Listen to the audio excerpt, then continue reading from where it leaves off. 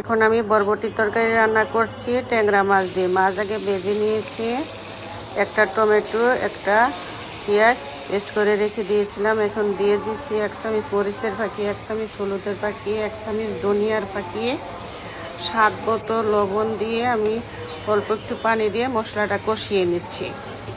মশলাটা কষানো শেষ হয়ে গেছে। এখন যে বরবটি আর আলু ধুয়ে রেখে দিয়েছিলাম এখন দিয়ে দিচ্ছি।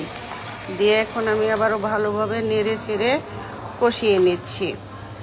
মোটামুটিভাবে আমার কষানো শেষ হয়ে গেছে। এখন আমি পানি দিয়ে দিচ্ছি, পানি দিয়ে জাল করে নিচ্ছি। 2 কাপ পানি দিয়ে দিচ্ছি। এখন আমার জাল করা হয়ে গেছে, মাছটা ভেজে রেখে দিয়েছিলাম এখন দিয়ে দিচ্ছি। দিয়ে আমি আবারও ভালোভাবে তরকারি মাছের সাথে ভালোভাবে জাল করে নিয়েছি। জাল করে নিয়ে আমি বরবটির তরকারিটা রান্না করেছি, ট্যাংরা মাছ দিয়ে ঝোল করেছি।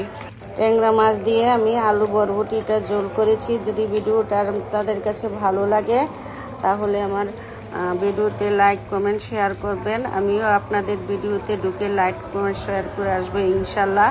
সবাই ভালো থাকবেন, সুস্থ থাকবেন, আমাদের জন্য সবাই দোয়া করবেন।